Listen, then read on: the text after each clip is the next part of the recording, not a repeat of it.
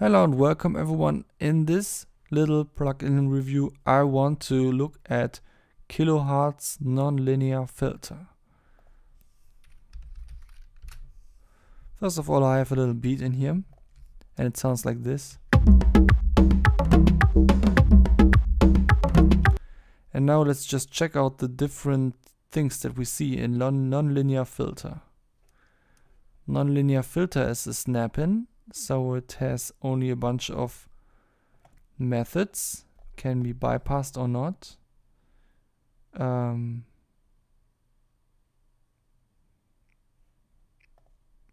It has a little menu for what? A huge preset browser, but just with a bunch of presets that I will not use. It has arrows for changing the preset probably, but I don't want to use that now. We can save a preset and we can use a randomizer. I think we will get into that later because I love plugin randomizer. But for now, let's just play around with what we got down here, which is probably the interesting part of the plugin.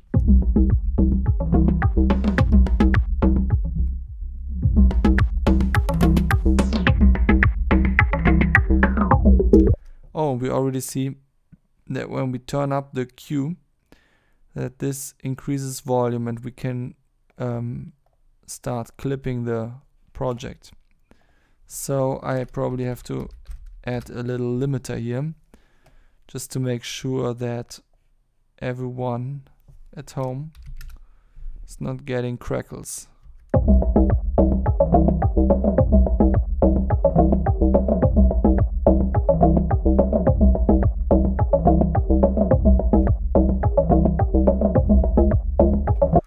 But I will also make it quieter.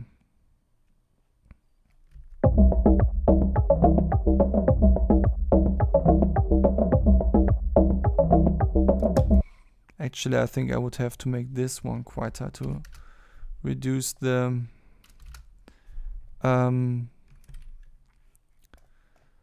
clipping. But then I have to change something because I want to change something specific later.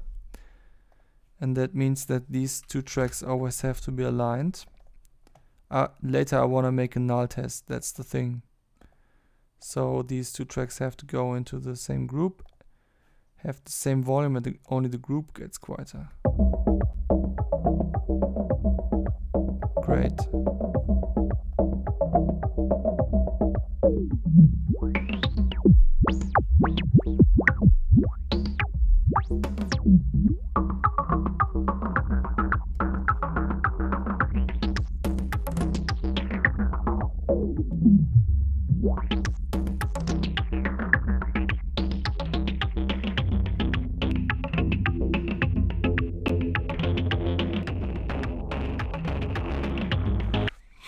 That's something that confused me. When you go through this list, it will immediately change the module without you having to click on it. That's unusual. Maybe I would have appreciated if this was more of a click and drag thing, like when I'm click and dragging this, then I could drag to something, and then of course it would make sense that it immediately changes to this thing, because it would be sort of like a quick access menu. But in this case it's kind of confusing because I just want to look at the words and then think to myself, do I want to test this word? Yes, and then I would click on it.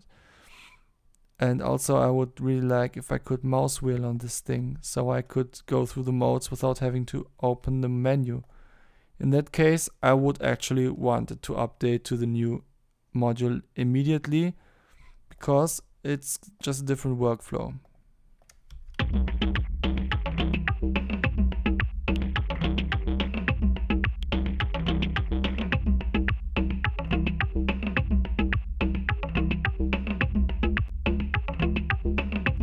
The clean and saturated types sound probably mostly the same. The only difference is that yeah, you can see a little bit of a difference in the curve. It's a little bit different, but it sounds pretty much the same. And of course, the clean mode does not have a drive knob. So I think I would just go with saturated on by default if I wanted to have the clean sound. And then if I want to, I can add a little bit of drive at some point.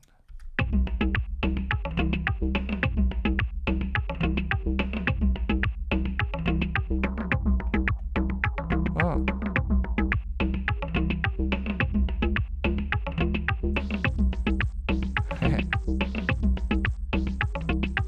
So basically all of these sound pretty much the same without drive, except warm sounds, yeah, like it says, warm.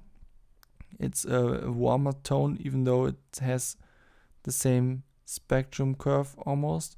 And digital is, it has this nice little swivelly sounds, this sort of sound, which is a lot of fun, I guess. And now let's go through the way the drive sounds.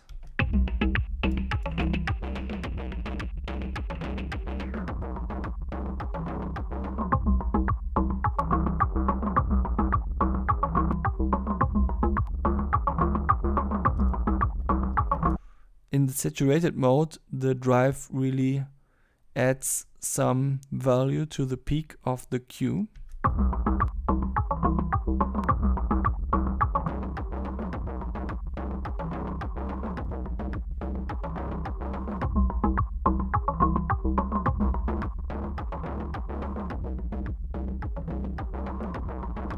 In the tabular mode, interestingly, the cue does not even have the meaning, oh, I'm boosting a certain frequency anymore, but it's more of a, I add more stuff everywhere thingy.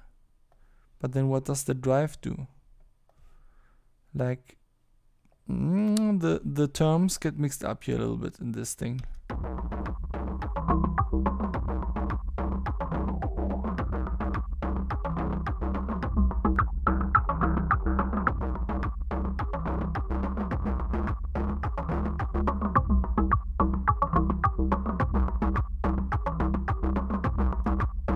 Yeah, the clipped has this typical clipped sound where it sometimes goes poof, and then it goes on normally.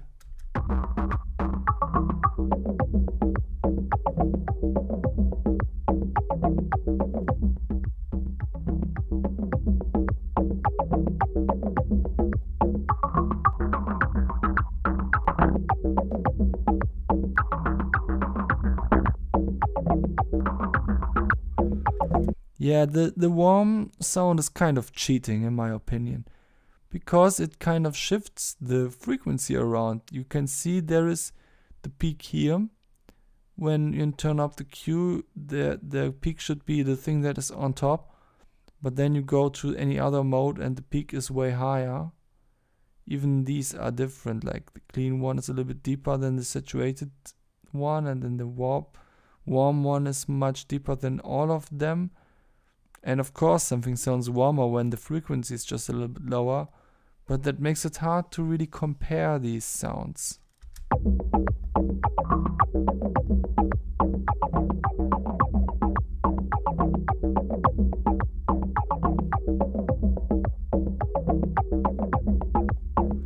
But it sounds cool, yes, it sounds very screamy, sort of.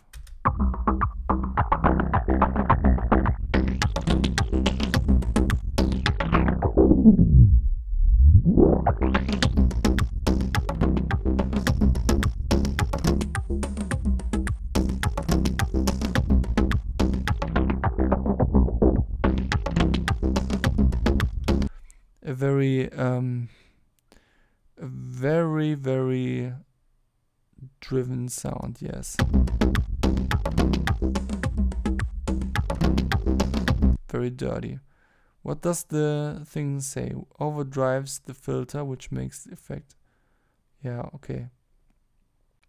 I wonder if all the different modes have their own tooltip.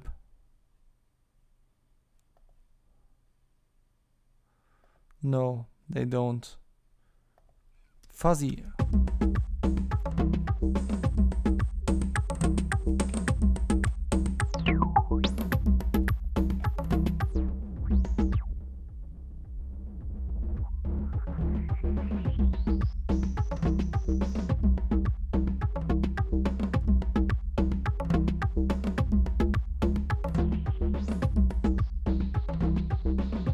Oh wow, this one sounds actually very smooth and polite, and it even makes the sound quieter.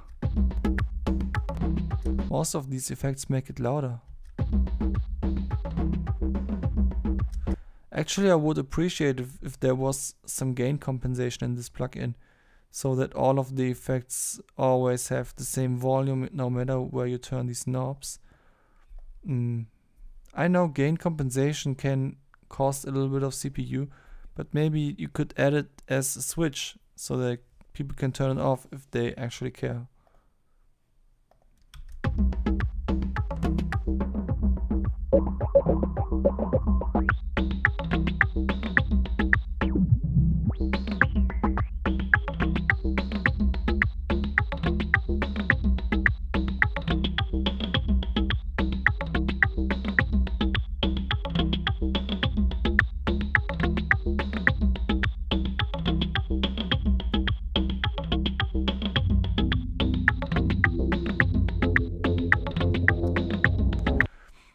This peak sounds probably cool with some disperser on top of it, which is another Kilohearts plugin, of course.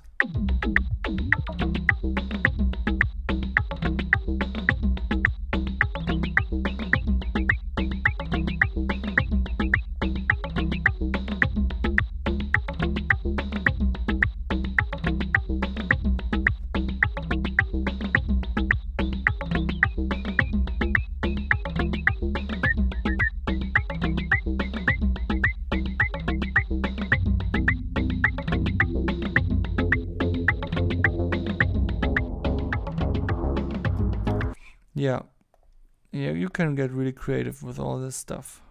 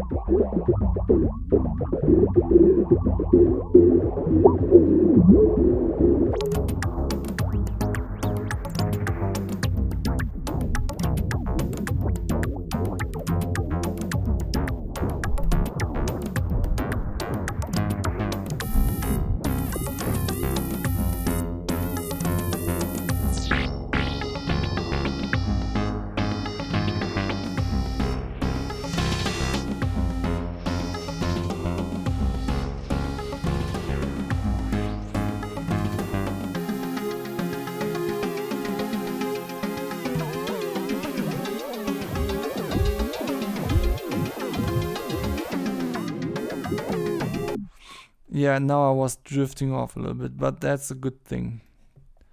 Yeah, the next thing I want to test now, it gets a little bit more theoretical now.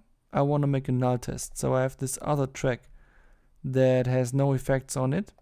And if I just disable this one, we would get a perfect null because this one is phase inverted. So I enable the effect now on the clean setting with the most polite setting that I can think of, like this.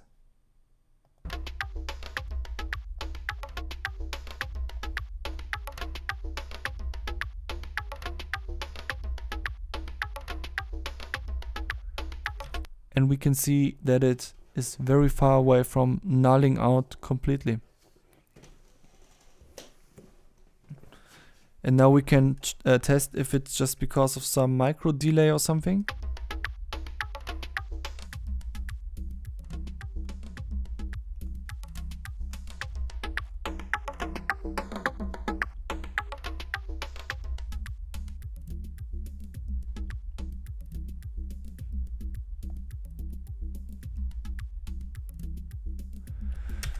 And we can see that the Kilohearts team could actually take a little bit more effort to compensate for the latency of the plugin a little bit, because if I get back the delay, which is about 13 milliseconds apparently, then I have a better null test than without the delay, which means that if this plugin internally sent the latency of whatever this filter has as a latency, then this whole effect would have more value as a studio plugin, because it would compensate for whatever it does. And let's just test another little thing. With this EQ curve analyzer, we can check what the EQ curve actually is doing. And I'm not very good at this plugin, to be honest. But I want to test what happens when I set the latency to this number that I found.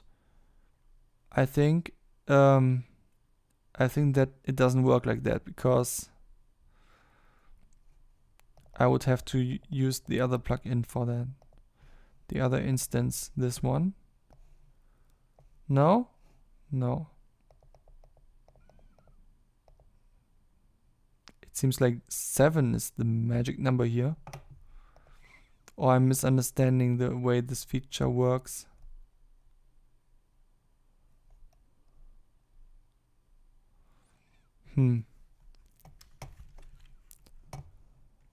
I don't know.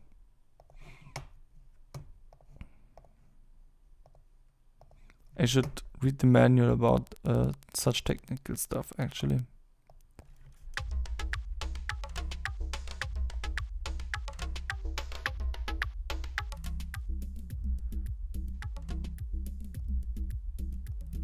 I'm also not sure in what units this is. I think, yeah, milliseconds. So this 13, it's a 0.13 milliseconds delay, and I don't know from the top of my head how many samples that is, but yeah, that would be the latency compensation.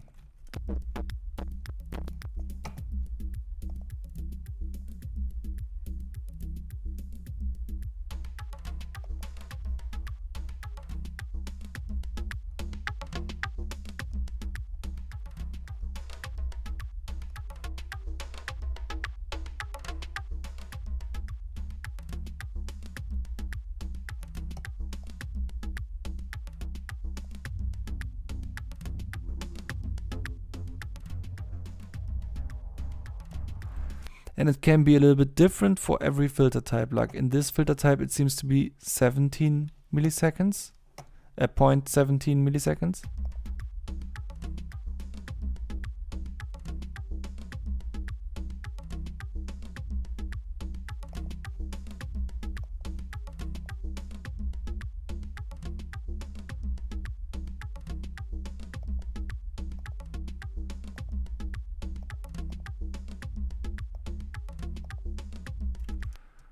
Weird.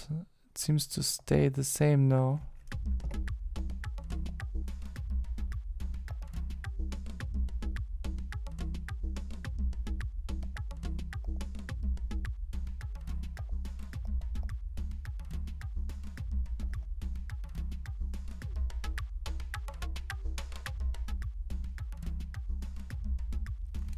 Maybe it's 0.17 for all of these filters. I don't know. Something is weird about the way I'm measuring that right now, but at least it's sure that there is some sort of latency, and that when we compensate for that, we get a better null test. So I think that would be something to change, just so that if I want for some reason to put a lot of these in series, then I would not get a delay that at some point gets noticeable. Even though I must say 0.17 milliseconds is like almost nothing. A delay usually gets into the audible range, in my opinion, at around 7 milliseconds. Some people would say even just 20.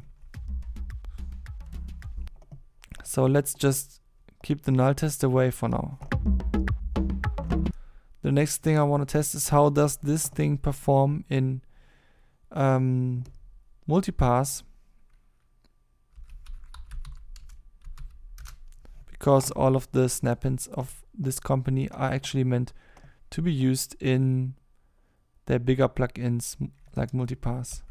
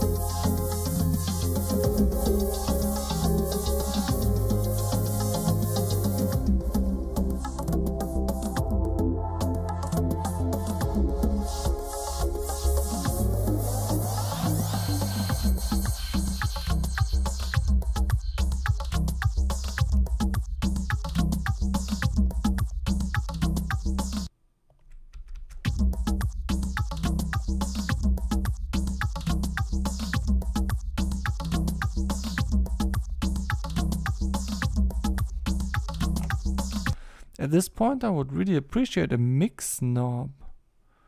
Can I mix these things in some way?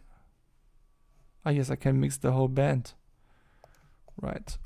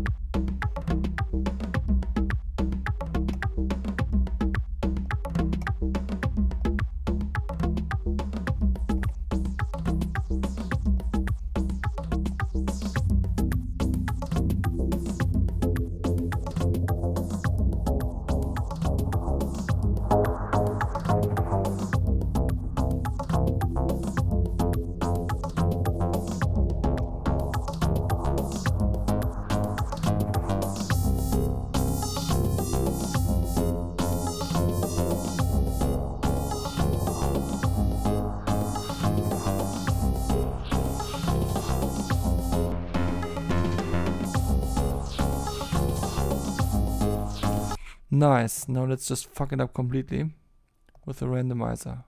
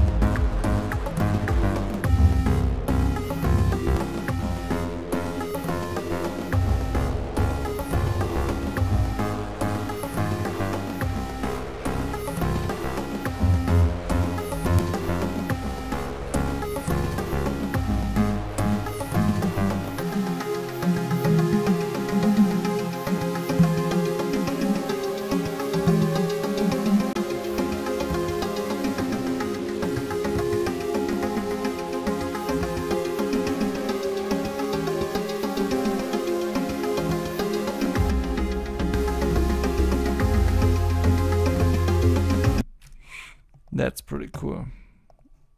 So I can really add some nice level of complexity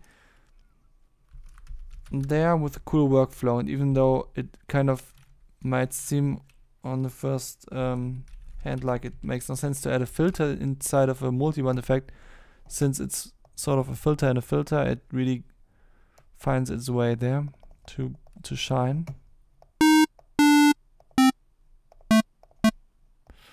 Now the next thing is I want to try it on a synth line.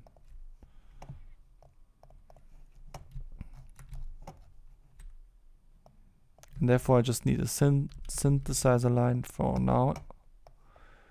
Bam bam. Where's sound? Let's see.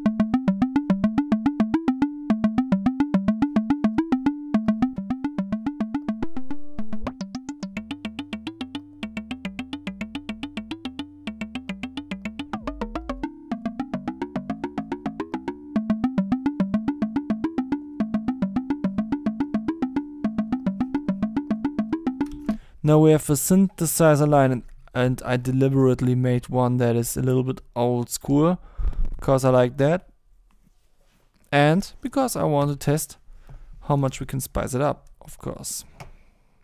So, like every normal human being, I initially start with a huge multiband effect.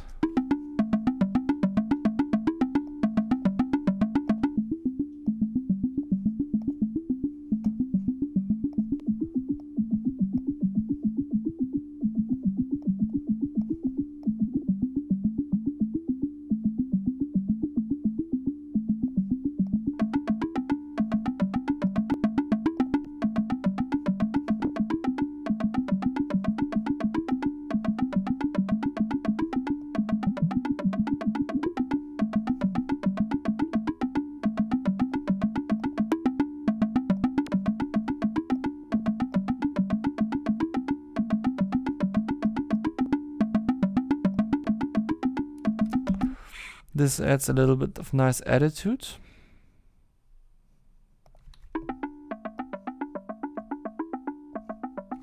And this is where we could add the filter.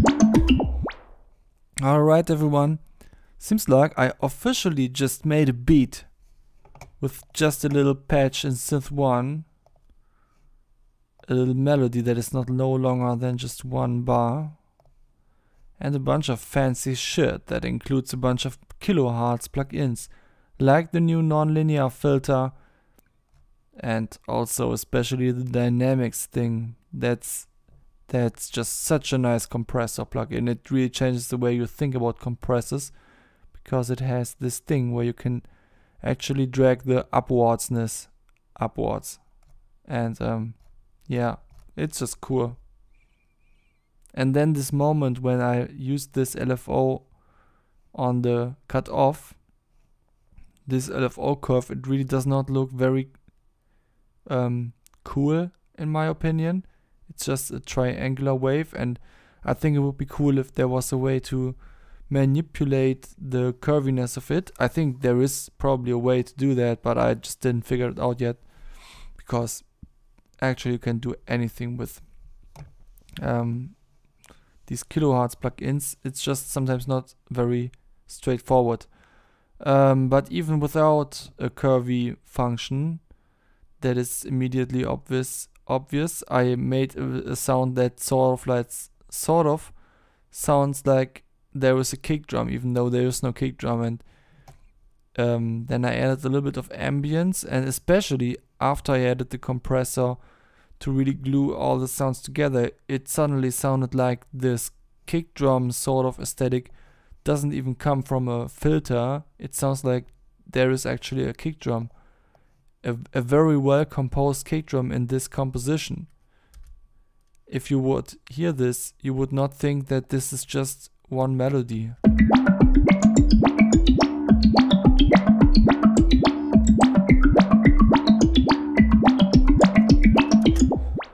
Let's try if this also works if we change the chord.